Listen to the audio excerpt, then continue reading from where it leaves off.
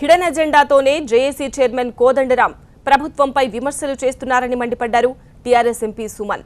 కోదండరాం వెనుక కాంగ్రెస్ పార్టీ ఉందన్నారు. దొంగలతో వేదిక పంచుకుంటున్న జేఏసీ చైర్మన్ తన పద్ధతిని మార్చుకోవాలని సూచించారు సుమన్. మేమేమైనా తప్పు చేసినట్టయితే 5 సంవత్సరాల కోసం మేమేదైతే ఎన్నికల మేనిఫెస్టోలో చెప్పినామో వాటిని నెరవేర్చకపోతే, ప్రజానురంజకంగా మా పరిపాలన లేకపోతే ప్రజలే ఒక నిర్ణయం తీసుకుంటారు. 2019 ఎన్నికల్లో మొదలు ఈ కోదండరాం గారి గోలేంది. ఆంధ్రుల పాలన 58 ఏళ్ళు చూసిన కోదండరాం గారికి కేసీఆర్ పాలన ఒక 10 ఏళ్ళు చూసే ఓపిక లేదా అని అడుగుతా ఉన్నాం. అంటే లేదు, అది అందరికీ తెలిసిపోతుంది, అర్థమవుతుంది.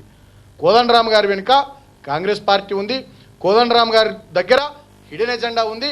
కేసీఆర్ గారిని ఈ ప్రభుత్వాన్ని బదనాం చేయడమే లక్ష్యంగా ప్రభుత్వం చేసే మంచి కార్యక్రమాలు ప్రజలకు చేరువ కాకుండా ప్రతి కార్యక్రమం మీద బురద జల్లాలే, ప్రతి కార్యక్రమంలో ప్రజల దృష్టిని మరల్చాలనేటటువంటి ఒక నీచమైనటువంటి కుట్రకు వారి వల్ల ఒక పావుగా మారిపోయిండు. కాబట్టి నేను మళ్ళీ కోరుతా ఉన్నా, తెలంగాణ రాష్ట్ర క్షేమం కాంక్షించేటటువంటి వ్యక్తులైతే ఈ రకంగా చేయరు. అంటే దీన్ని బట్టే కోదండరాం గారు ఇవాళ ఎటు దిక్కున్నారో అర్థమైపోతా ఉంది. ఆయన ఇవాళ దొంగలతోని వేదికలు పంచుకునేటటువంటి కోదండరాం గారు ఇవాళ అంతా వేరే వాళ్ళు ఉన్నారు, ఉద్యమంలో లేని వాళ్ళు ఉన్నారు, వీళ్ళున్నారు. మరి రేవంత్ రెడ్డి పెద్ద పుణ్యపురుషుట. రేవంత్ రెడ్డితో వేదిక ఎట్లా పంచుకుంటున్నావు కోదండరాం గారు? ఉత్తమ్ కుమార్ రెడ్డి నీకు ఉద్యమకారుడైందా?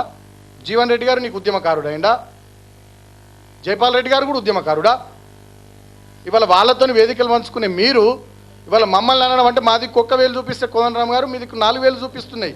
ముందు మీరు సెట్ చేసుకోండి, దాన్ని కరెక్ట్ చేసుకోండి. మీ వైఖరి కరెక్ట్గా లేదు.